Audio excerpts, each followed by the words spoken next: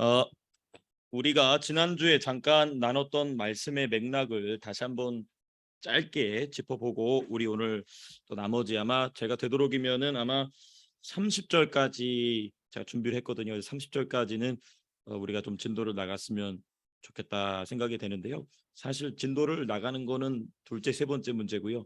제가 여러분들께 이제 말씀을 설명드리다가 궁금한 점이라든지 또 아니면 제가 설명이 미흡해서 이해가 잘 안 되시는 부분들이 있다면은 얼마든지 이 질문해 줘도 질문해 주셔도 괜찮습니다. 우리가 그렇게 말씀을 함께 상고하고 있기 때문에 꼭 질문해 주시길 바랍니다. 이해를 하고 넘어가는 게 중요합니다. 이해를 해야 그것을 우리가 받아들일 수가 있고 적용할 수 있기 때문에 여러분들께서 꼭 이 이해를 위해서 얼마든지라도 질문해 주시면 감사하겠습니다. 자, 우리가 지금 말씀을 나누고 있는 맥락은 무엇인가 하면은 일단은 26절에서부터 30절까지의 맥락 안에서 우리가 말씀을 살펴보고 있습니다. 26절에서부터 30절 보시면 제가 이제 앞에 화면에도 나오는데요. 26절에서부터 20절까지 26절에서부터 30절까지는 장차의 영광을 기다리는 성도를 누가 도우시느냐? 성령께서 도우신다는 것입니다. 장차의 영광을 기다린다. 장차의 영광은 어디에 몇 절에 나오죠? 장차의 영광 18절에 나오죠. 8장 18절 보시면 생각하건대 현자의 고난은 장차 우리에게 나타날 영광과 비교할 수 없도다. 그러니까 18절에서 나오는 그 장차의 영광을 사모하는 성도를 누가 도우신다? 성령이 도우신다. 어떻게 도우시느냐? 크게 두 가지로 도우신다고 그랬어요. 첫 번째 탄식의 기도. 어떤 탄식의 기도냐면 말할 수 없는 탄식으로 기도하심으로 장차의 영광을 사모하는 성도를 도우신다. 그리고 두 번째 어떻게 도우신다고요? 모든 것이 합력하여서 선을 이루심으로써 그 장차의 영광을 사모하는 성도를 도우신다는 것입니다. 자, 그럼 잠깐 짚고 넘어가면 장차의 영광이 뭔지도 모르고 장차의 영광을 사모하지 않으면 성령은 그 사람을 도우신다, 안 도우신다? 안 도우신다. 지금 로마서 8장과는 상관없는 사람인 겁니다. 그러니까 우리는 장차의 영광이 무엇인지 아는 것이 참 중요하겠죠. 그 장차의 영광이 무엇이냐? 그걸 또 얘기하면 제가 이제 또 이미 한 내용을 한 거기 때문에 이미 지나간 내용은 또 지나간 구절들 한번 우리 수요 예배 영상에 찾아보시면 장차의 영광이란 무엇인가 자세하게 함께 상고했습니다. 아마 오늘 본문에서도 장차의 영광에 대한 본문이 나오긴 나옵니다. 장차의 영광의 최종적 상태가 뭐냐가 나옵니다. 그게 뭐죠? 영화다, 영화. 그렇죠? 영화롭게 하셨느니라 이게 돼 있어요. 이제 장차의 영광을 이렇게 사모하는 저 여러분 될 수 있기를 축복합니다.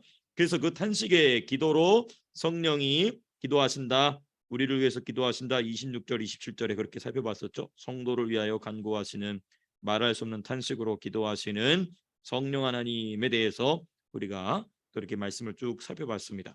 자, 그리고 성령님의 두 번째 사역, 장차의 영광을 사모하는 성도를 도우시는 성령의 두 번째 사역은 무엇이냐? 28절에 8장 28절 보시면 모든 것이 합력하여 선을 이루게 하신다. 그냥 이 말씀은요, 그냥 우리가 그 암송하기 좋아해가지고 하나님 모든 걸 다 합력해서 선을 이루실 거야. 저는 그 말씀 들으면은 정말 너한테 그러실까? 이제 그런 생각을 이제 과연 당신에게 하나님이 그러실까? 이제 이런 생각을 하게 됩니다. 왜냐하면 이 말씀의 맥락은 무엇이죠? 제일 중요한 원리가 무엇입니까? 장차의 영광을 사모하느냐. 장차의 영광을 사모하지 않는데 하나님께서 모든 것을 합하여 선을 이루신다는 것은 누구를 위한 것입니까? 자기를 위한 것입니까? 하나님 위한 것입니까? 자기를 위한 거기 때문에 그런 것이죠. 장차의 영광을 사모하지 않는 자가 모든 것을 합력해서 선을 이룰 것입니다. 라는 얘기는 뭡니까? 자기가 잘 된다는 얘기죠. 그러니까 이제 말씀을 잘못 적용하고 있는 거죠. 그죠? 예, 긍정의 힘 뭐 이런 거 그런 게 아니죠. 예. 모든 것이 협력하여 선을 이룬다. 그래서 이제 우리가 선을 이루느니라 해서 우리가 지난주에 어떻게 말씀을 좀 살펴봤냐면은 누구에게 그리고 어떻게 이루어 가시느냐. 그렇죠? 선을 이루시는데 누구에게 선을 이루시느냐. 큰 틀에서 보게 되면은 장차의 영광을 사모하는 자에게 하나님께서 합력하여 선을 이루시는데 보다 구체적으로 28절에 보게 되면은 뭐라고 되어 있습니까? 우리가 알거니와 누구를 사랑하는 자? 그렇죠. 하나님을 사랑하는 자에게 하나님께서 선을 이루어 주신다. 그러니까 지금 이거는 장차의 영광을 사모하는 자는 누구를 사랑하는 자다? 하나님을 사랑하는 자다. 뒤집어 얘기하면 장차의 영광을 사모하지 않는 자는 하나님을 뭐하지 않는 자다? 사랑하지 않는 자라는 거예요. 그러니까 내가 말로만 하나님 사랑합니다 해서 사랑한다는 게 아니고, 그러면 너가 하나님을 너가 정말로 나를 사랑하느냐? 증거가 뭐냐? 장차의 영광을 사모하라는 것입니다. 장차의 영광을 사모하는 것이 곧 누구를 사랑하는 것이다? 하나님을 사랑하는 것이다. 하나님을 사랑하는 자. 그런데 여기서 바울의 예정신학이 나타납니다. 그렇죠? 하나님을 사랑하는 자. 하나님을 사랑한다는 것은 누구를 기준으로 말하고 있는 거냐면 하나님을 사랑하는 사람을 중심으로 얘기하는 것입니다. 근데 바울은 확 뒤집어서 뭐라고 얘기하냐면 하나님을 사랑하는 자는 곧 누구의 뜻대로 부르심을 입은 자다라고 되어 있습니까? 그의 뜻. 그렇죠? 하나님의 뜻대로 부르심을 입은 자다. 그러니까 우리가 하나님을 사랑하는 것도 누구의 뜻대로 부르심을 받은 것이기 때문에 가능하다. 하나님의 뜻대로 그럼 이제 여기서 우리 이제 이성의 충돌이 일어나게 되죠. 그죠? 이제 그건 이제 우리가 나중에 또 자세하게 또 살펴보도록 하고요. 네, 어쨌든 우리가 지난주에 그렇게 좀 살펴봤습니다.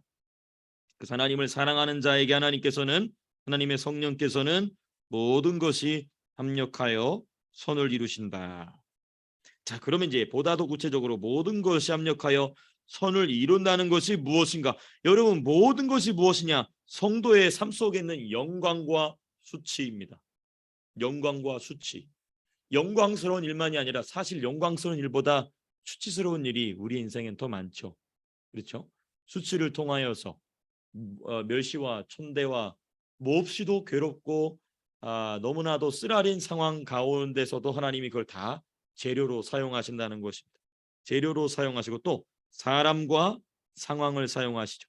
영광과 수치를 사용하실 뿐만 아니라 사람과 상황을 사용하십니다. 그렇죠? 인생 채찍과 무슨 막대기죠? 사람 막대기로 우리를 단련하신다. 그리고 우리의 죄조차 사용하신다는 것입니다. 우리의 죄조차도 사용하신다. 죄와 선까지도 우리의 모든 것을 다 그렇게 사용하신다는 것입니다. 그래서 우리가 이제 맨 마지막에 중요한 주제는 이게 이 부분이 제일 중요합니다. 그럼 무엇을 위한 선인가가 중요합니다. 모든 것이 합력하여 무엇을 이룬다고 그랬어요? 선을 이룬다고 그랬거든요. 그럼 그 선이 뭐냐는 것입니다. 그 선이 뭐냐? 이 선은요 중요합니다. 성도가 금생에서 받을 모든 복입니다. 금생이 뭐죠? 우리가 육신을 입고 살아가는 이제 금자, 지금 이제 금자라는 뜻 써서 금생에 우리가 육신을 입고 살아가는 삶 동안에 받을 모든 복을 지금 바울은 선이라고 얘기하고 있습니다. 그러면 그 받은 복을 어디에 투자하라는 것이죠?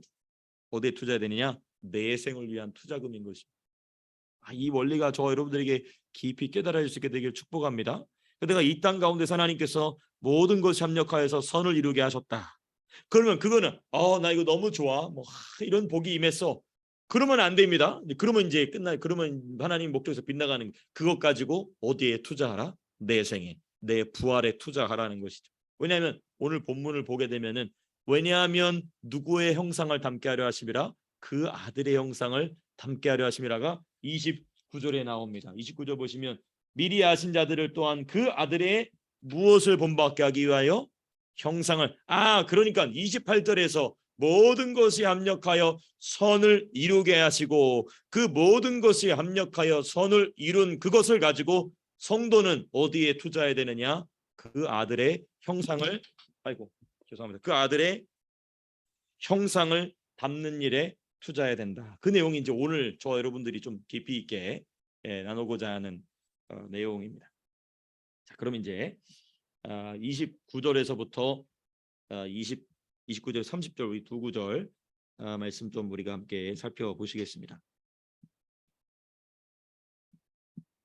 사모님 밖에 에어컨을 잠깐 좀 히터를 한 5분 정도만 틀어주시면 됐습니다. 네.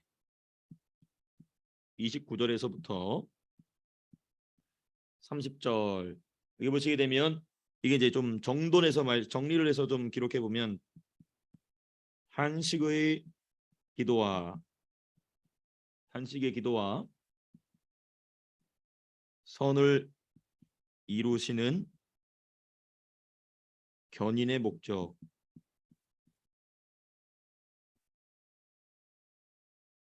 당연히 요 탄식의 기도와 선을 이루시는 견인은 누구의 사역입니까? 그렇죠. 예, 성령의 사역이죠. 네. 그러니까 성령의 사역의 목적이 뭐냐 지금 이 이야기를 하고 있는데 29절 아주 명확하게 제가 벌써 말씀드렸습니다마는 29절은 뭐라고 얘기하고 있느냐? 그 아들의 형상을 본받게 하기 위하여 라고 되어 있어요. 그 아들의 형상을 본받게 하는 것. 예.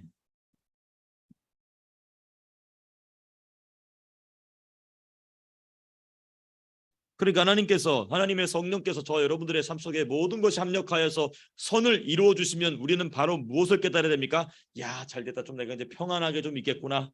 그게 아니고 그것 가지고 어디에 아버지 아들 그 아들의 형상을 본받는 일을 위하여서 그것을 투자해야 된다는 것이죠.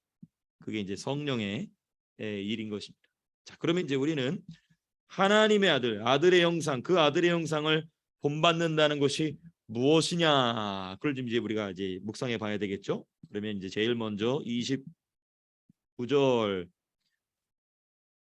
그 아들의 형상, 그 아들이 누구십니까? 당연히 예수님이죠. 그러니까 예수님의 형상을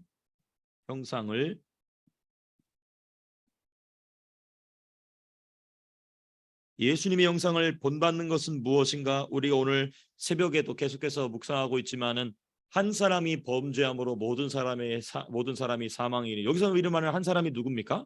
아담이죠. 아담이 뭘 잃어버린 겁니까?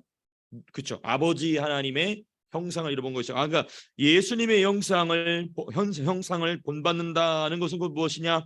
하나님의 형상을 회복하는 것입니다.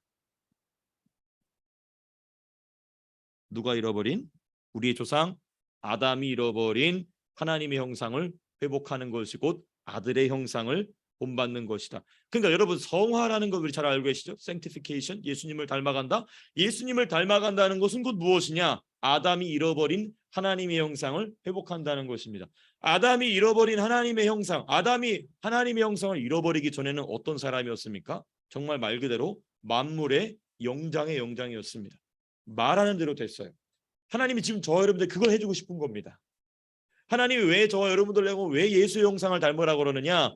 그래야 아담이 잃어버렸던 그 권세가 회복되기 때문에. 그렇죠? 그 권세가 회복되어서 이 땅 가운데서 그 회복을 누려보라는 것입니다. 왜 누려봐야 되느냐? 이제는 영원 천국에서 그 회복된 하나님의 형상대로 영원히 살아야 되기 때문에 그런 것이죠. 그러니까 우리가 예수님의 형상을 얼마나 회복하느냐는 이 땅에서 내가 이 땅을 얼마나 누리느냐도 되지만은 동시에 내가 이 땅에서 누린 만큼 예수의 형상이 회복되어서 아담이 잃어버렸던 권세를 회복돼서 누린 만큼이 무슨 실력이냐면 내가 천국에서 살아갈 실력인 것입니다. 이게 저 여러분들에게 깊이 깨달아질 수 있게 되시기를 축복합니다. 그러니까 우리의 신앙이 자꾸 내세적이 되어야 됩니다. 우리의 부활 이후의 삶으로 우리 눈이 자꾸 넘어가야 되는 것이죠. 자, 그러면 보다도 좀 구체적으로 이 말씀을 좀 살펴보고자 합니다. 예수님의 형상을 본받고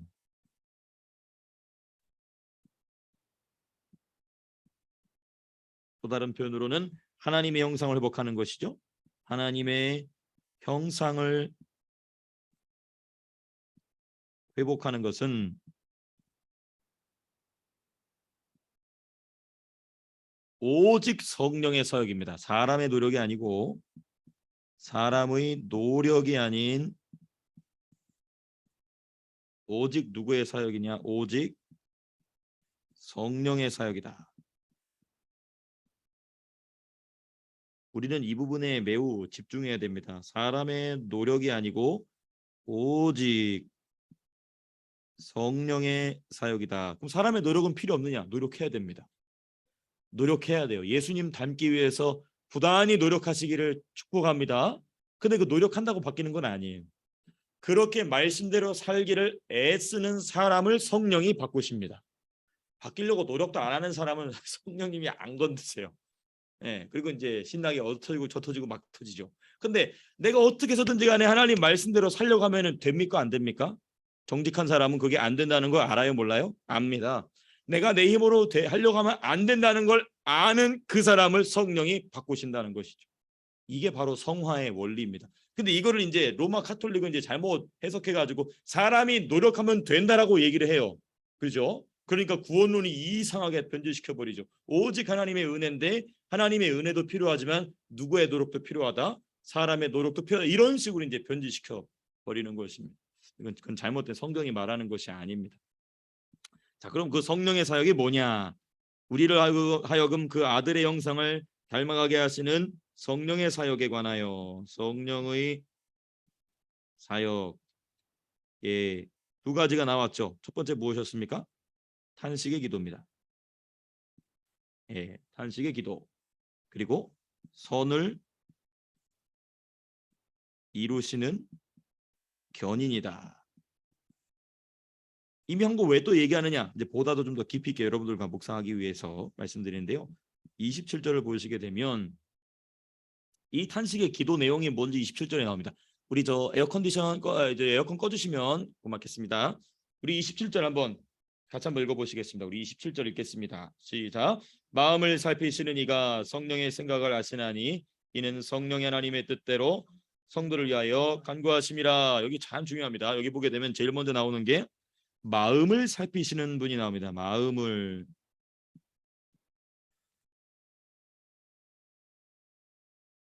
이 마음을 살피시는 분은 누구냐?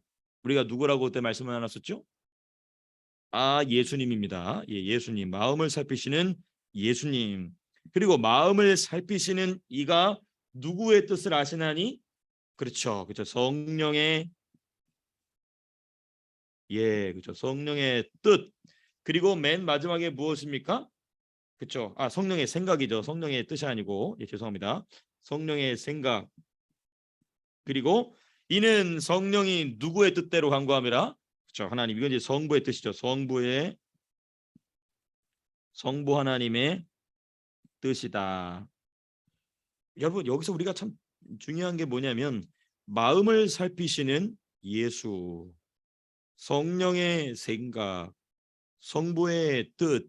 여러분 예수님과 성령님과 하나님의 뜻과 생각은 어떤 특징을 갖고 있냐면 시간 개념이 없습니다. 시간 개념이 없어요. 이게 우리한테는 뭐라고 어떻게 나타나냐면 이미 정해진 계획으로 나타납니다. 그러니까 이게 하나님의 생각과 성령님의 생각, 예수님의 생각을 사람이 도저히 이해할 수 없는 컨셉입니다. 왜 그렇죠? 시공이 존재하기 이전부터 있던 것이기 때문에. 그렇죠?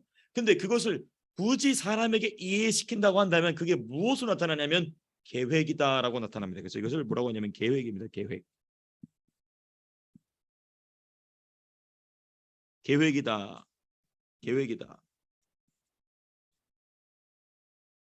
탄식의 기도는 그러므로 성령의 탄식의 기도는 누구의 계획대로 되는 것이냐? 성령의 계획대로, 예수의 계획대로, 성부 하나님의 계획대로 되는 것이죠.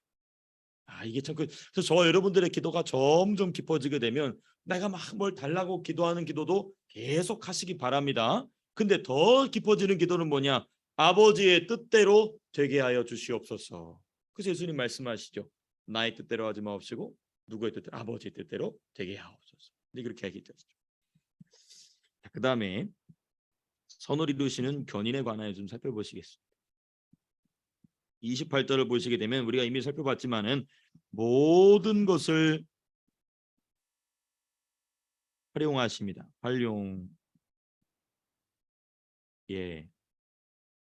이건 이제 실행입니다. 그러니까 지금 성령께서 어떻게 무엇을 가지고 기도하시느냐? 하나님의 우리 인간의 이성으로 이해할 수 없는 영원으로부터 영원까지의 계획을 성령께서 무엇을 하시냐면 활용하신다. 그래서 실행입니다. 요 그림이 저 여러분들에게 잘 보여줄 수 있게 되길 바랍니다. 그러니까 탄식의 기도는 곧 하나님의 계획대로 하나님이 이끌어 가시는 것에 대한 아주 중요한 기도이면서 동시에 성령은 어떤 일 하시냐면 그 계획이 그 성도의 삶 속에서 일어나도록 모든 것이 합력하게 하신다는 것입니다. 그러니까 모든 것이 합력한다는 것은 그 당시 순간에 보게 되면 야 하나님이 나에게 선을 이루어 주셨네. 근데 조금 더 지나놓고 보니까 나에게 선을 이루어 주신 게 아니고 사실은 누구의 뜻이 이루어진 겁니까? 하나님의 뜻이 실행된 것이죠. 하나님의 뜻이 실행된 것이. 이게 이제 바로 성령의 사역인 것입니다.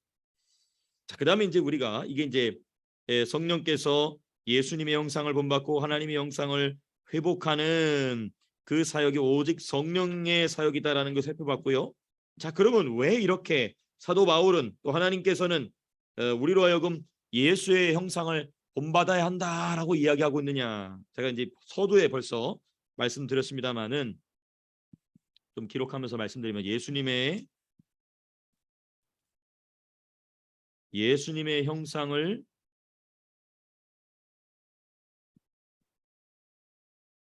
본받아야 하는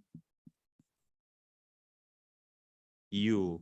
왜 예수님의 형상을 본받아야 될까? 근데 이 형상은 뭐냐면 우리가 새벽에 묵상하고 있는 것처럼 이것은 부활하신 예수님의 형상입니다. 그렇죠?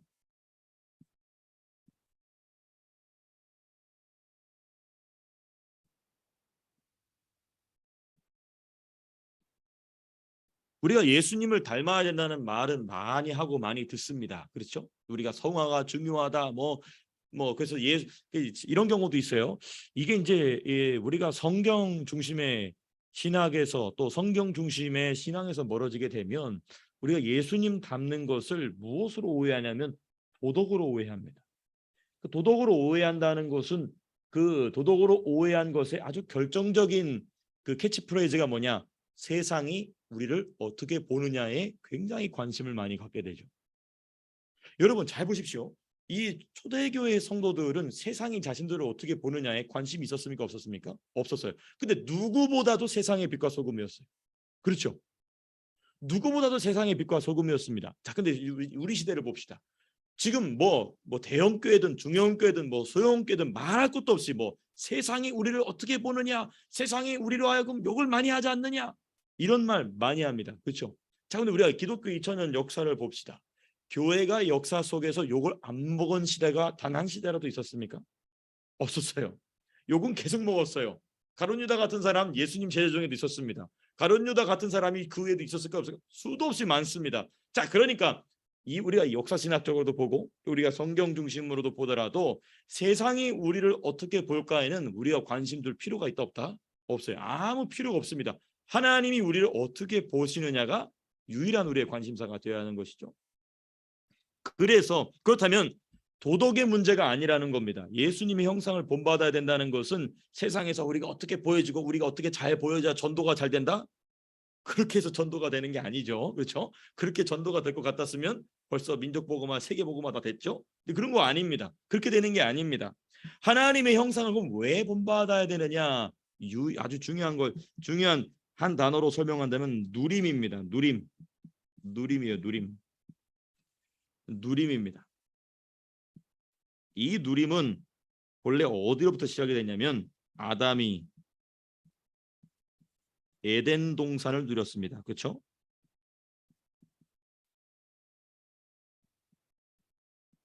에덴 동산을 누렸어요. 이와 같이 성도가 무엇을 누리냐?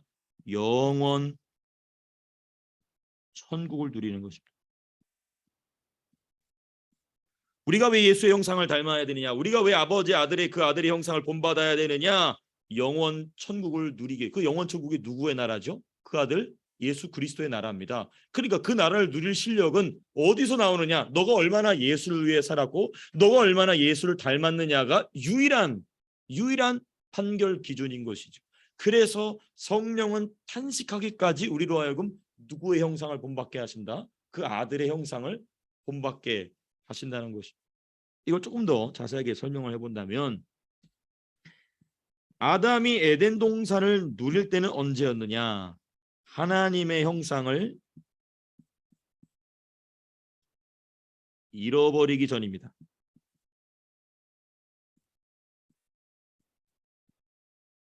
잃어버리기 전입니다. 그러니까 우리도 영원 천국을 누리는 것은 하나님 형상을 회복해야 되는데 하나님 형상 내가 회복하고 싶습니다 해서 되는 게 아니고 누구의 형상을 본받으면 아들의 형상을 본받으면 예수의 부활하신 예수의 형상을 본받으면 우리가 하나님의 형상을 회복하게 된다는 것이죠. 그러니까 예수의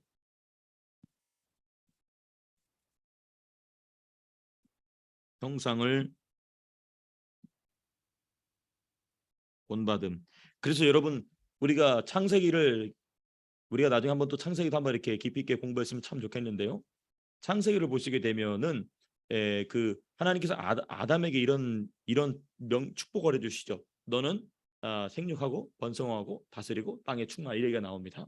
근데 이거를 타락하고 나서는 이 일이 멈춰졌다가 누구에게 이런 얘기를 하시죠? 그렇죠. 방주에서 나온 노아에게 이런 얘기를 하십니다. 그렇죠? 그러다가 또 이제 타락이 되다가 보다가 누구에게 또 이런 얘기 하십니까? 아브라함에게 하시죠. 또 누구에게 이런 얘기 하십니까? 이삭과 야곱과 그리고 이제 그 모든 결정체가 누구냐면 국무총리가 되었던 요셉이죠. 이게 창세기의 역사입니다. 그러니까 창세기는 하나님이 아담에게 하나님의 형상을 잃어버리기 전에 하셨던 축복을 다시 회복시키시는 사이클이 창세기의 전체의 구조입니다. 그러니까 우리가 그 하나님으로부터 너는 땅에 충만하고 번성하며 온 땅을 다스리라는 이 축복을 받았던 사람은 그 당대의 하나님과 가장 가까운 사람이 됩니다. 그리고 모든 역사가 그 사람 중심으로 굴러갑니다. 그렇죠. 그러면 이제 저 여러분들도 하나님이 그렇게 하고 싶으시다는 겁니다. 그래서 우리가 육신의 장막을 벗기 전에 목사인 저부터 그리고 우리 교회를 출입하는 모든 어린 아이들에게 이르기까지 아담이 잃어버렸던 축복을 누릴 수 있게 되기를 축복합니다. 너무너무 중요한 거예요. 근데 그거 왜 누려봐야 되느냐? 이 땅에서 잘 먹고 잘 살고 자식들이 잘 되고 그래서가 아니고 그걸 누림으로써 무엇을 훈련하느냐? 제가 말씀드리는 어디를 누리기 위해서? 영원 천국을 누리기 위해서. 그래야 영원 천국을 누릴 수 있는 실력이 그러니까 이런 거를 저희 아버님이 어떻게 설명해 주시냐면 이렇게 말씀해 주시는 거예요. 에버랜드에 가보면은 자유이용권이라는 게 있지 않습니까? 그 돈 내면은 모든 걸 자기 마음대로 하여튼 그거 폐장할 때까지 다 탈 수 있는 거 그 자유이용권입니다. 그런데 이제 사람이 들어가요. 한 사람은 에버랜드를 너무 잘하는 사람이에요. 그리고 또 다른 사람은 이제 저희 아버님이 이제 뭐라고 말씀하셨냐면은 아프리카 밀림에서 온 원신이 왔다. 그러면 자유이용권을 두 개를 줬어요.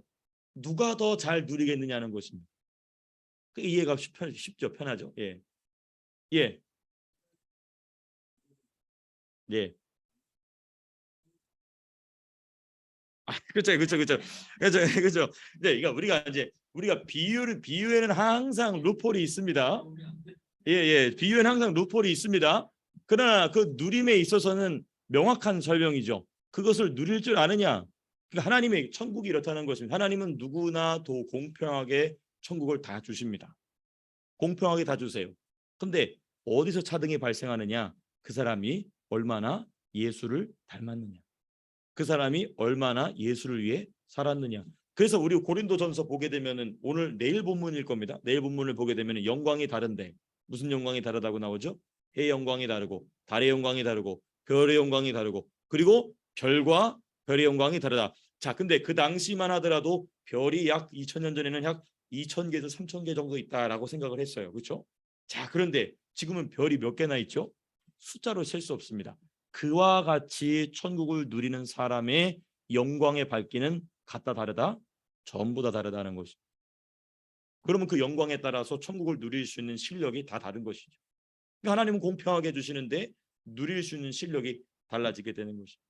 그렇죠? 이게 공평한 것이죠. 그렇죠? 이게 공평한 것이죠. 예. 이게 이제 바로 예수님의 형상을 본받는다. 그렇죠? 이것의 이제 의미인 것이죠. 예. 그렇죠. 능력의 차이인 것입니다. 그렇습니다. 그렇습니다.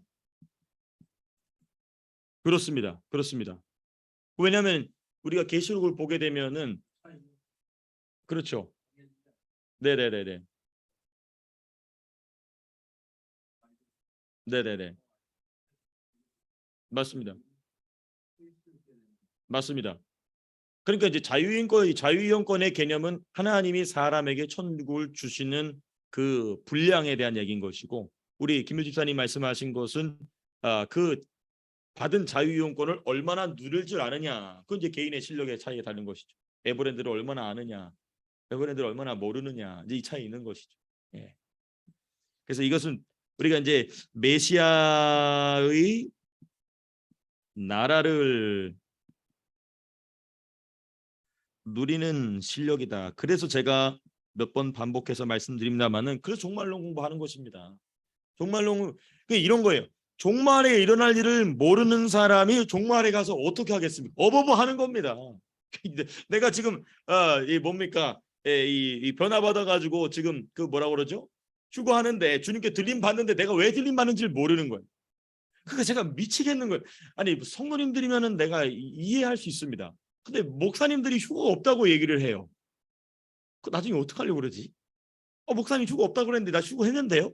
그럼 이제 얼마나 이 얼굴이 뻘개지겠습니까? 참 진짜. 그래서 이 종말론을 공부한다는 것은 왜 중요하느냐? 그때 가서 당황하지 않을 뿐만 아니라 우리 김효 집사님 말씀해 주신 것처럼 그때 가서 누릴 실력 때문에 그렇습니다. 그때 가서 누릴 실력 때문에 그런 것이죠. 네, 그렇습니다. 그래서 우리가 왜 예수님의 형상을 본받아야 되느냐? 그래서 이제 우리는 이 메시아의 나라를 누릴 실력 때문에 그러하다. 그래서 이걸 좀 정돈해 보면요. 그렇죠. 뭐 등급이다라고 우리가 이제 우리 현재 우리 인간의 이성으로 본다면 등급이라는 표현이 가장 가까울 수 있겠죠. 왜냐하면은 제가 아까 그 얘기다 말았는데 계시록을 보게 되면요.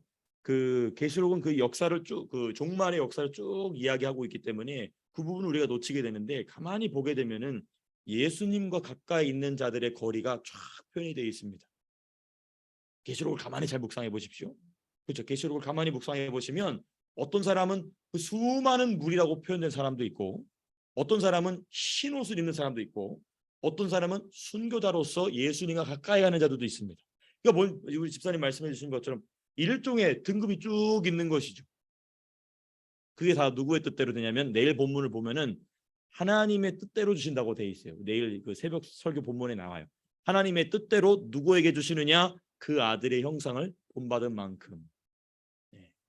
그러니까 우리가 부활의 부활 이후의 삶은 지금 현재의 우리의 삶보다도 더 정확하게 나타나는 것이죠.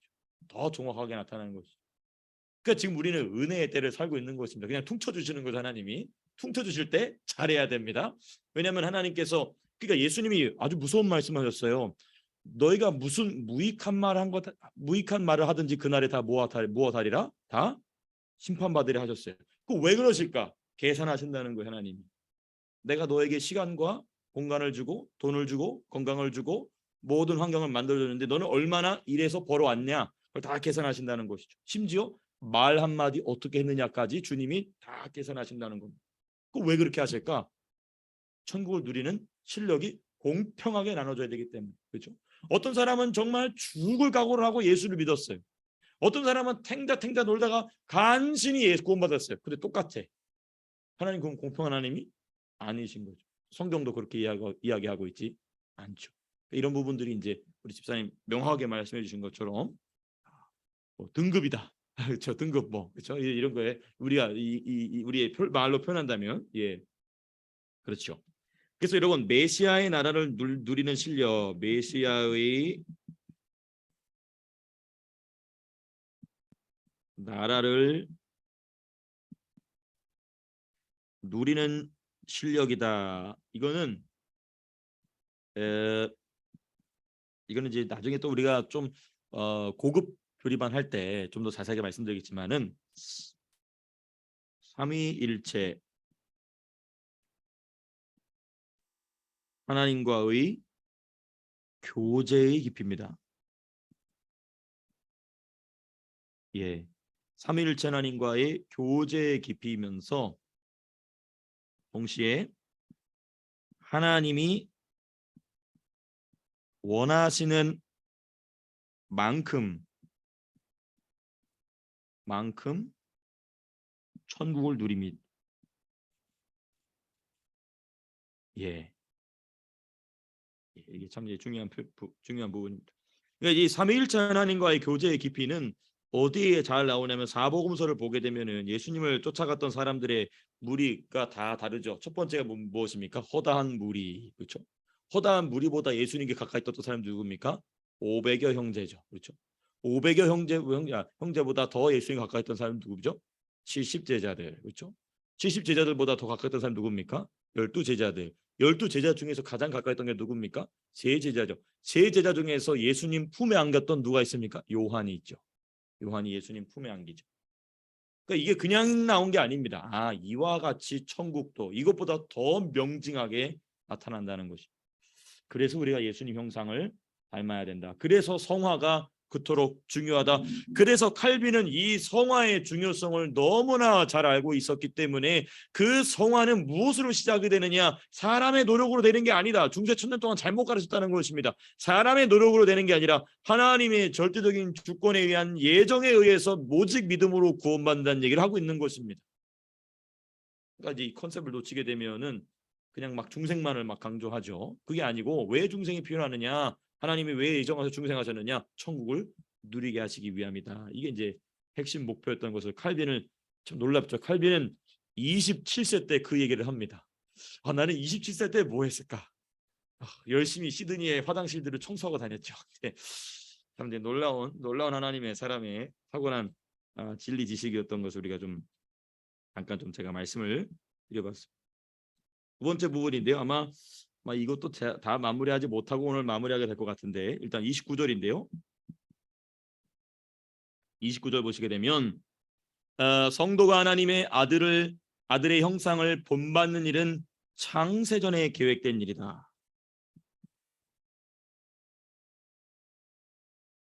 창세전에 계획된 일. 제가 문장이 길기 때문에 그냥 생략했습니다만은 이 일은 무엇이냐면 성도가 하나님의 아들의 형상을 본받는 것은 갑자기 랜덤하게 야, 너 빨리 예수님 닮아야 되겠다 그렇게 쓴 게 아니고 언제 계획이 됐다고요? 창세전에 계획이 됐다라는 것이 29절에 오늘 읽어본 29절 어디 8장 29절에 나와 있습니다. 우리 29절 같이 한번 읽어보시겠습니다. 읽겠습니다. 시작. 하나님이 미리 아신 자들을 또한 그 아들의 형상을 본받게 하기 위하여 미리 정하셨으니 이는 그로 많은 형제 중에서 맏아들이 되게 하려 하심이니라. 이 로마서 8장 29절에서부터 30절 이 얘기는 이 말씀은 바울의 예정 신학의 정수입니다. 이게 보게 되면 중요한 표현이 두 가지가 등장하는데 하나님이 미리 아신 자들이다. 아신 자들과 그리고 하나님이 미리 정하신 것이 있다.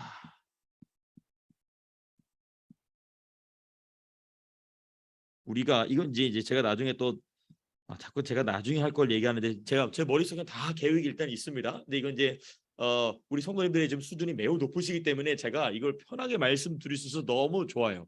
이게 준비가 안 된 성도님들한테는 한 미주알 고절 다 설명해야 돼가지고 이걸 못 하는데 일단은 여기 중요한 게 뭐냐면 하나님의 아주 중요한 개념 두 가지가 등장합니다. 하나님의 예지입니다. 예지 그리고 하나님의 예정이 나옵니다. 예정은 우리가 많이 말씀드렸었죠. 네 가지가 있다. 하나님의 맨 첫 번째 하나님의 신적 작정이 있죠. 그리고 작정 그 다음에 뭐가 있습니까? 예정이 있고 그리고 예정을 실행하시는 창조가 있고 그 창조 안에서 하나님의 작정과 예정을 이루시는 섭리가 있다. 이건 제가 귀에 딱지 감게 말씀을 드렸습니다. 자, 근데 여기 우리가 미리 아신다, 미리 예자, 알지, 미리 아신다, 예지라는 아주 중요한 개념이 등장했습니다. 이 예지는 무엇인가? 이게 좀 어려운 부분인데요. 왜냐하면 이게 왜 어렵냐면 우리 인간의 이성을 초월하는 하나님의 신적인 일이기 때문에 어려운데 우리의 이성으로 최대한 설명해 본다면 이걸 간단하게만 설명해 보는 이겁니다. 예, 예, 미리 아신다는 거죠. 아신다. 예. 우리 김효수 집사님 참 이 두뇌가 빠르세요. 근데 그 개념이 이제 미리 보셨다라는 것은 이게 보셨다는 말이 왜 보셨다는 말보다 미리 아신다는 말이 왜 중요하냐면 미리 보신다는 것은 이게 이제 알미니안 자 여기까지 얘기하면 이제 너무 시간이 길어진데 잠깐 말씀드리면 여러분 알미니안주의 들어보셨습니까? 알미니안주의 들어보셨죠? 또 알미니안이 잘못했다라고 얘기하는 게 무엇입니까? 칼빈주의라고 그러죠. 그렇죠? 예정론이라고 그러죠. 이 알미니안 같은 경우는 이제 무엇을 강조하냐면은 예지를 지금 우리 김현 집사님 말씀하신 것처럼 이제 설명을 해요. 예지는 뭐냐면 미리 하나님이 보았다는 거예요. 어떻게 할 것을 보았느냐? 그 사람이 하나님을 찾아올 것을 보았다는 겁니다. 알미니안이 그렇게 얘기를 해요. 근데 바울은 여기서 봤다고 얘기하지 않고 미리 아셨다고 얘기를 해요. 그러니까 그 알미니안주의자들 뭐라고 얘기하냐면 제가 이 밤에 여기까지 얘기하면 여러분들이 피곤하실 때 죄송합니다. 빨리 설명하겠습니다만은 미리 아신다라는 말을 우리 지금 김효 집사님 딱 말씀하신 것처럼 미리 하나님이 보셨다. 무엇을 보셨느냐? 그 사람이 복음을 받아들일 것을 미리 보셨다. 그렇죠? 미리 아셨다. 이렇게 얘기를 해요. 그런데 그게 아니다 하면서 이제 칼빈주의 5대 교회가 나오는 게 뭐냐면 하나님이 미리 아셨다라는 것은 그 사람이 하나님을 선택할 것을 미리 아셨다는 게 아니고 그 사람을 미리 그러니까 이 아셨다는 말은 우리 인간의 말로 표현할 수 있는 최대한의 방법일 뿐인 것이죠. 하나님 미리 아셨다는 것은 무엇이냐? 미리 그 사람을 무엇입니까? 의지 세계에 있을 때 하나님의 창조 전의 의지 세계라고 합니다. 하나님의 의지 세계 안에서 이미 알고 계셨다는 게 안다는 것은 우리가 안다는 것은 시작점이 있습니까? 없습니까? 있죠. 근데 하나님이 아신다는 건 시작점이 있습니까? 없습니까? 없다. 이 점을 간과했다는 거예요. 누가? 알미니안주의자들. 하나님의 아심은 시작점이 있다 없다? 없어요. 왜? 하나님은 영원에서부터 영원까지 계시는 분이시기 때문에 그러니까 하나님이 미리 아셨다는 것은 그렇게 될 것을 그러니까 우리 김 집사님 그렇게 말씀하셨다는 게 아닙니다. 김 집사님 의도는 그게 의도가 아니었어요. 근데 이 그런 말 표현을 가지고 알미니안주의자들이 뭘 주장하냐면 그렇게 될 것을 아셨기 때문에 그를 구원하셨다라는 얘기를 들어갑니다. 근데 그게 아니고 하나님이 아신다는 개념은 무엇이냐? 시작도 없고 끝도 없는 하나님의 영원 전부터 영원까지의 지식 안에서 저와 여러분들이 이름을 알고 계셨다는 얘기입니다.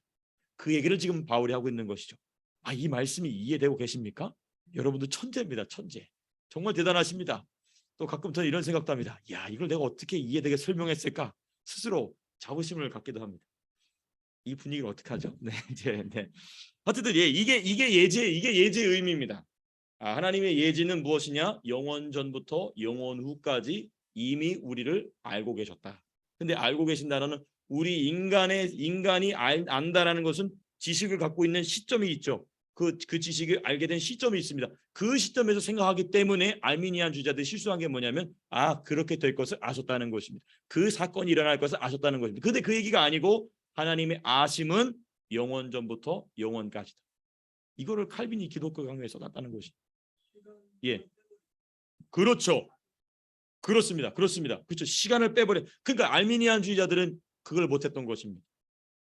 근데 칼빈은 그것을 봤던 것이죠. 그러니까 그 사람은 도대체 어떤 인간인가?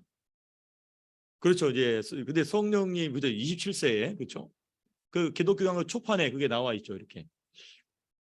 예, 그렇죠. 나이가 중요하지 않지만은 그렇죠. 예, 맞습니다. 예, 예. 참 한번 놀라운 일입니다. 그래서 제가 이거를 이 글로 좀 정돈해 본다면 이것입니다. 하나님의 전지하심은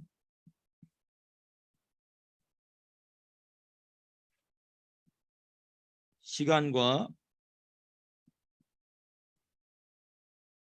공간 곧 무엇입니까? 이 시간과 공간이 있다는 것은 과거와 그렇죠. 현재와 그렇죠. 미래를 이면 이 사건 안에서 일어난 일을 아셨다는 게 아니고 우리 집사님 말씀하신 것처럼 그 시간을 빼버리는 것입니다. 시간과 공간의 존재 이전입니다. 이것을 우리 스승님은 뭐라고 하셨냐면은 하나님의 의지 세계다. 우리 아버님 그 하나님의 의지 세계다 이렇게 말씀. 하나님의 의지 가운데 세계가 있어요. 의지 세계라는 것이죠. 이 안에서 하나님이 중요합니다. 하나님의 형상대로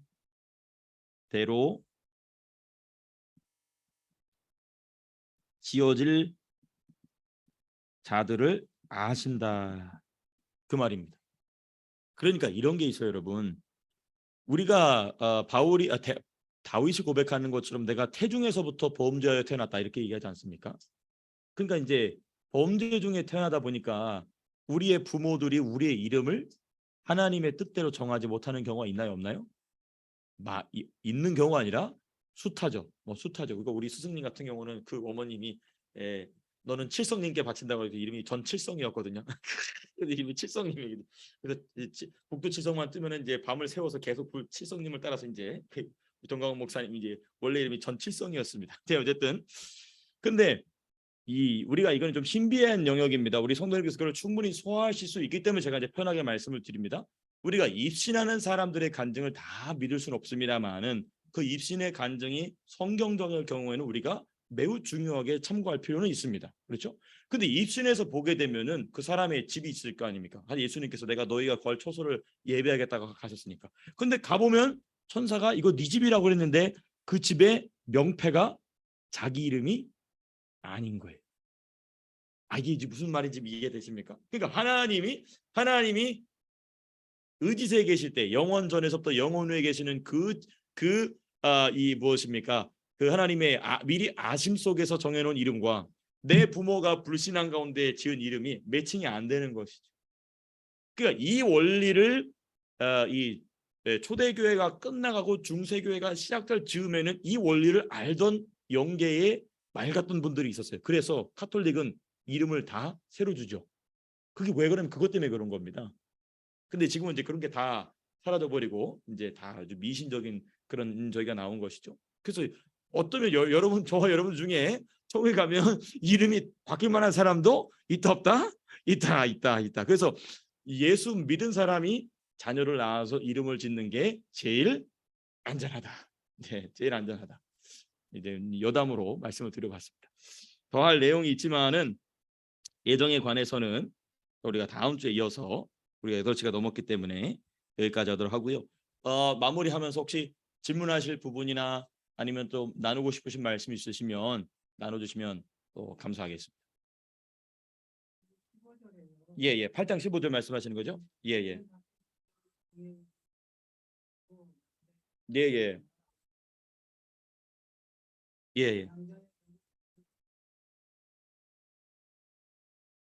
부를 자격도 있지만은 양자의 영을 받았으면 하나님을 아버지라고 부르지 않을 수 없게 된다는 것이죠. 예. 양자의 영을 받은 사람이 예. 네. 예. 그래서 중요한 게 뭐냐면은 이 15절을 잠깐만 설명을 드리면은 그 15절은 아주 중요한 대조가 이루어지고 있죠. 너희는 다시 뭐하자는 그렇죠. 그러니까 종의 영으로 살고 있는가 그렇죠.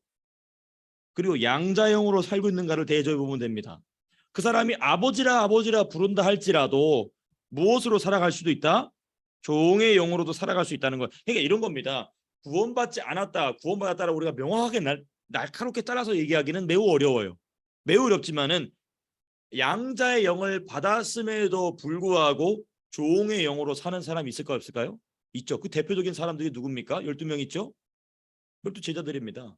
예수님 십자가 질 때 무서워하는 종의 영에 사로잡혀가지고 전부 뭐하죠? 다 도망가 버립니다. 그러니까 여기서 양자의 영을 받은 사람이 아바 아버지라고 참되게 부를 수 있는 건 언제 이후다?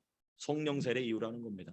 로마서 8장부터 얘기하고는 성령의 법 아래 그 사람이 성령의 법 아래 거하지 않으면 그 사람이 양자의 영을 받았다 할지라도 여전히 얼마든지 무엇에 짓누려 살 수 있다? 종의 영에 짓누려 살 수 있다. 무서워하는 종의 영에 짓누려 살 수 있다. 그게 이제 15절에서 얘기하고 있는 양자의 영과 종의 영의 대조하여서 바울이 이야기하고 있는 아주 중요한 이 말씀인 것입니다. 예. 그럼 제가 잠깐 기도하고 마치도록 하겠습니다. 기도하겠습니다.